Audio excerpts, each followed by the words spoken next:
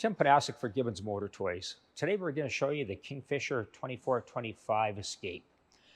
2425 has been around Kingfisher's boat lineup for a lot of years. It's had different names through the years and the hull has revolutionized. So if there's any confusion, yes, it's the same, similar 2425, but with some differences. The boat we have here is a new 2024, and you can probably expect the very same boat going into 2025. So everything we're showing you here will be relevant to the following year. As far as the features on this hull, you can see that it's got a very deep bow. You've got the bow combings that extend up here to give you extra protection in bigger water. You've got a variable dead rise, which we'll show you in the back. The hull is standard with a 3/16 190 bottom. This hull in particular has an upgrade to a 1/4 inch bottom, or 0.250 of an inch. So that's an option that we've included on this particular boat. And while we're talking about hull options, this also has the heavy duty rub rail, which is an option. This has got the painted waterline stripe that you can see. So we've got intense blue with a glacier white water stripe. Like all Kingfishers in the Coastal series, they don't paint them right to the bottom. The nice part about this, when they leave this approximately 1.5 inches not painted, if the boat's on the beach, it can drift sideways, it can be on small rocks, you're not going to get chips in the paint. So that's the advantage there. While we're standing here, the trailer we've got under here is an easy loader, 5,800 pound, all galvanized trailer. So it's going to have electric brakes. It's got dual bunks, as you can see, with slick bunks on it. What this means to you is that this is a really easy boat to get on and off the trailer. It's an easy boat to tow. And we could probably talk about that right now. As far as the overall weight of this package, it's going to be approximately 5,000 pounds. Trailer, boat, all rigged with standard equipment, will be somewhere in that neighborhood. Again, obviously the accessories will vary there a little bit. But you're going to be able to tow this with pretty much a lot of SUVs. For sure, any small truck, half-ton, it's going to be a very easy boat to tow and to launch. As we move down the hull, you can see the cab, you can see the large windows, they're sliding. You can see the big cleats here. You can see that the boat's got the optional net holder where the butt of the net goes here and the hoop of the net hooks up there, so it keeps your net out of the way. We'll show you this from up top as well, but there is an eaves trough on the roof, so the water that runs off of there isn't running into your windows. It's going to run in both directions, from aft and from the bow, and there's actually some drain holes above that net holder, so that water will just spill out over the gunnel. As we move to the stern of the boat, another thing I should point out, it's a 2425, but measured from the back of the engine bracket to the bow of the boat, it's actually kissing 27 feet in length. So don't think of this as a 24-foot boat. I believe it's actually 26 feet, 11 inches in total length, not counting the engines. And like everything else, always check our website for the exact details on specs, just in case I make an error there, but I'm pretty certain on the length of this. If we take a look, you can see the engine bracket, which is very useful part of the boat for standing back there, for netting fish, etc. It just extends your usable space of the boat. This has got a Mercury 250 on it. This boat will actually work very good with anything from a 150 horse up to the maximum horsepower of 300. We found that most people are buying it with the 250. The 250 and 300 are both V8 engines. They're both going to perform very similar. So, that's another discussion in terms of why one would pick one engine over the other. But bang for the buck for performance, the 250 works excellent on this boat. We've also upgraded this with the EPS steering, so electric steering system, and maybe we'll talk a bit more about that once we enter the cabin. While we're looking back here, we've got the brackets extended so that a kicker can attach to it. If you look underneath, you can see that there's anodes that Kingfisher includes there. We've got trim tabs that are standard on the 2425. And with the variable dead rise, if we can show you here under the center, the other thing is that Kingfisher puts that step So you've got about a 6-inch wide step in the center of the keel, and that just assists it with getting the boat on step and keeping it there at slower speeds. So that just improves efficiency, a little bit more top end speed, and a little bit better fuel economy. So showing you the aft deck of the 2425, we showed you this on other Kingfisher models. We'll show it again here. This walk-through step is a very ingenious design, the way that it just really easily folds up and down. So here you've got the full height transom for water protection, and it's just that simple to fold it down. So now you got a step out to the back engine platform to get on and off the boat at the dock, or like I said earlier, for net and fish, etc. This has got the optional bolstry pads on the side gunnels. You can see the double trays, lots of room for storing everything from gaffs to your downrigger balls to anything else you want to stick in there. You've got your seawater washdown pump there. We've got extra storage for tackle and gear. It's got drain holes in it, so it's not going to hold water. This is kind of a nice feature for putting your pliers, your knives right in, built in. This cutting board obviously works excellent for cleaning your fish. It's got nice wide slots here so that your waste is easily dropped overboard and then washed off the back motor pod very easily. This has got the optional live well pump in it with a divider. So on the coast, a great place to put crab. Or if you're in an interior fresh lake, obviously it's a live well like any other live well. This has become a more useful area just by putting these dams here with a wash through. Again, if you want to throw hooks and stuff here, you're not gonna lose them. So just those little things make for a nice touch. You can see the heavy duty welded cleats here with really large passing holes here. So you can literally put 5/8 rope for your dock lines with ease. This has got the optional stainless steel rail, which is great, whether you're mounting barbecue, rod holders, whatever else you want to add to it. The gunnels, you can see, they're very wide. They accommodate downriggers anywhere you want to put them. We've basically got free reign to mount them however you like. The fish tanks, you got one on each side, so they're a fair size, and you got the exact same one on both sides of the boat. When you look at the console, so this has got the optional aft console. This has got the EPS steering at the back as well. It's got the controls for the kicker here, a couple of cup holders. This boat does include an optional bracket, which I think is inside the boat. We'll probably find it here as we go through the compartments. But so it makes for a great place for mounting your sonar up here versus down here, although this is also an option as well. You just got more storage here. You got your switches for the Easy Clean deck, which we should talk about. So we've talked about this before, but we'll talk about it again. The Easy Clean deck really means that it's not self-bailing, but it's the next best thing. So everything on the floor here, any fish debris, anything you wash off is going to end up running over the edge here. It's going to run in these gunnels, and it's going to run into these corners. These plates are easily accessible, as you can see. And then there's a pump. So anything here will be pumped overboard with a macerator, and it's as simple as that. So it's almost as good as a self-bailing deck. As far as access to the batteries, pumps, etc., very easy. It's right here, nice, easy to use swinging doors. We've got a house and a crank battery in here. All your pumps, everything is really quite easy to get at here. All your switches, everything is labeled. The wiring is done really neat. So Kingfisher's done an excellent job, and then we just try to follow suit when we add accessories to make sure we follow the same neatness.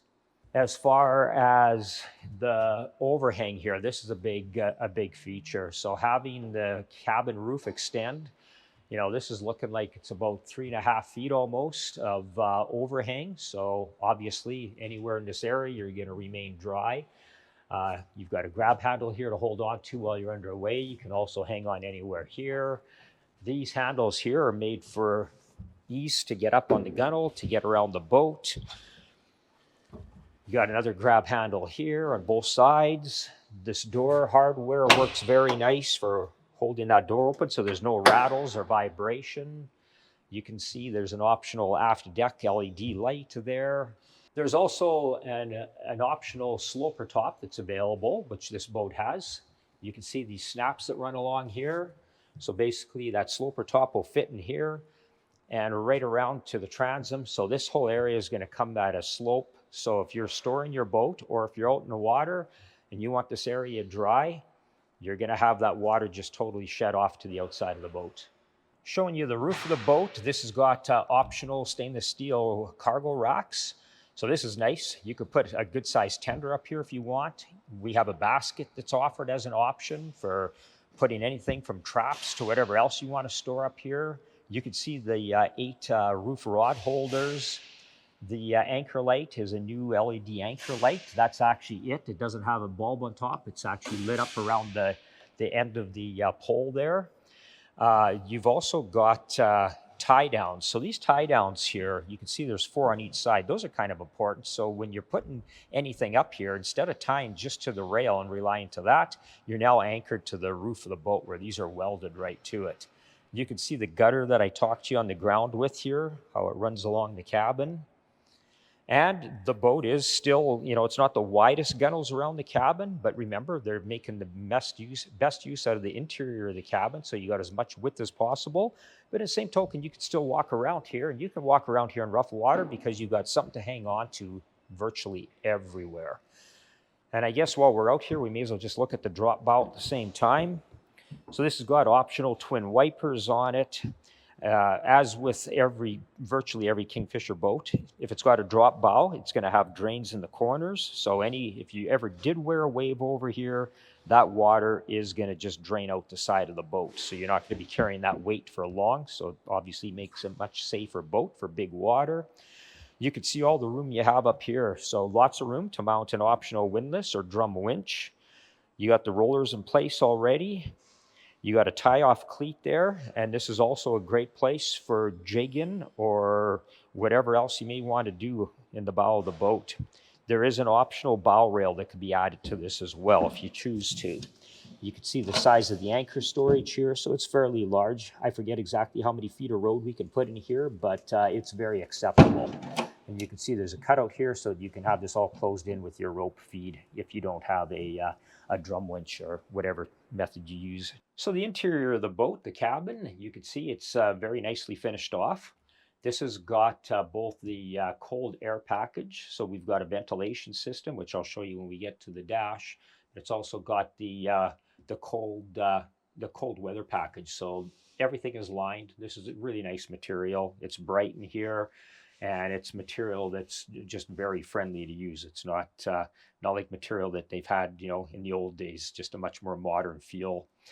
This here is a flush head, so this just works by lifting this up. You got a flap here that just unsnaps, and so like I said, it's a full flush head with a holding tank. There's a privacy curtain that comes around here. So, and you've got extra storage beside there. There's 2 cup holders on this side. On these bench seats, because they are tall, they're 42 inches long, they're tall, they're deep, so that's why there's the step here. So this just makes for a very comfortable position when you're underway. Same thing on the port side. You got 2 cup holders back here. You got huge storage.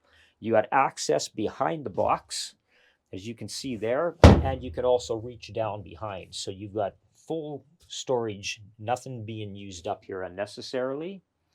You can see the wide shelves here on both sides for storage. These bars that you see right here, these go between the 2 seats. And then these cushions come off the back, lay in here. There's another filler cushion underneath the bow. And this becomes a double bed that is pretty much 6 feet long. So 2 people can comfortably sleep in this boat. So I think that's an important feature. Moving to the front of the cabin, you can see you got storage trays above as well on both sides. So again, there's lots of stuff you can hide up there. This has got an optional grab bus rail, we call it. So when you're underway, if you're standing up, you got something to hang on to. You've got really a nice layout here with the dash, the console. So you can do 9, 12-inch flush mount electronics here. We talked about the EPS steering. Maybe I'll just touch on that a bit. What that means is it's electric power steering. The beauty of that is that we have no oil, no hydraulics. It's all electric, and it's just a cable that basically talks to the engine. We've had virtually no issues with that product at all. If you look at any modern vehicle, you know, ATV, side by side, almost everybody uses electric steering now. So the marine industry has adapted that as well. Some of the advantages to that is that if we were at idle, as an example, we'd be approximately 3.5 turns from lock to lock. Once we're on step, we can program which RPM it changes, and then we'll program it so that it's approximately 5.5 turns from lock to lock. The advantage of all that is that when you're driving, maneuvering at slow speeds, you want the engine to respond really quickly. When you're running at higher speeds, you hit a wave, you jar the wheel, you're not going to be throwing somebody out of the boat that's standing in the back because you're turning erratically. So 5.5 turns means you're not going to have a whole lot of aggressive input at higher speeds. Controls are very easy to get at. You got a cup holder there. This has got the upgraded Rivermaster seats with folding armrests on both sides. So that's a nice feature. These are both smooth move bases as well. So these are a suspension seat. You can actually adjust the height of them. You can adjust the suspension for your weight. Kingfisher's done a good job with putting toe kicks and a place to rest your feet here. This does have a tilt helm in it as well.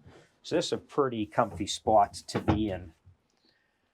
And both seats do slide fore and aft, and they both pivot as well. So that's another nice feature. And I'm pretty sure that if we just probably show you that, you can turn the seat right around. So if you're sitting there just socializing in the cabin, you can have both seats pointing in any direction, which is kind of a nice feature too. As far as more storage, you got a fairly large storage compartment here in the floor.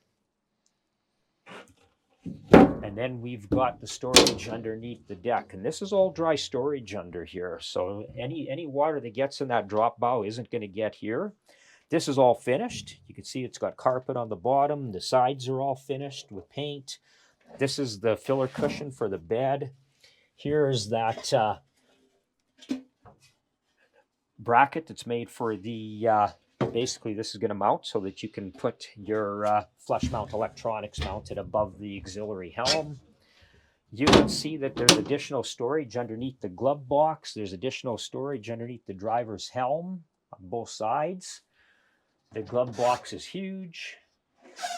You got more storage on the sides. This is a smart idea Kingfisher did. Little things. These dams, you know, for throwing your cell phone, whatever, pliers, hooks, anything you're using. Plus, you can put stuff up behind the dash here. They've also got another dam here, so stuff isn't going to fall off. If there is water, if it's wet for whatever reason, there's drains. And that's the same on both sides. So that's just gives you a whole pile of extra usable space. And you can see the vents here. We got a vent here and we got a vent here. So this has got an optional air defrost package. If you want to add a heater to this boat, we can do that and utilize those vents so that you can blow warm air. And as far as getting into the bow, you can see how easy that is. It's just a matter of just opening this and very easy access out here. So who the 24-25 Kingfisher is for and who it isn't, in my opinion, you know, this boat could be used for quite a wide variety of tasks. It could be used as a pleasure boat. It could be used for pretty much any kind of fishing environment. We have had people that'll use this for walleye fishing. May not be my first pick. It's a little bit tall. You can mount a bow mount in the side, although in the bow, which does, you know, take some doing. But for the better part, you know, whether it's fresh water or salt, really the boat can absolutely accommodate all those needs because of the access to the bow, because of the access to the stern, the height of the sides, the water that it can take, the fuel efficiency it's going to deliver, the ease of towing, getting the boat on and off the trailer. You know, for a 24-foot boat, which is actually closer to 27 feet as we talked about, it's a very, very accommodating boat for a lot of people for virtually any use. So that being said, it's really hard to say that there's not many people that couldn't use this boat for some application. Hopefully that's helped you understand the 24-25 Kingfisher a little bit better. And as always, please subscribe to our YouTube channel to see more videos like this.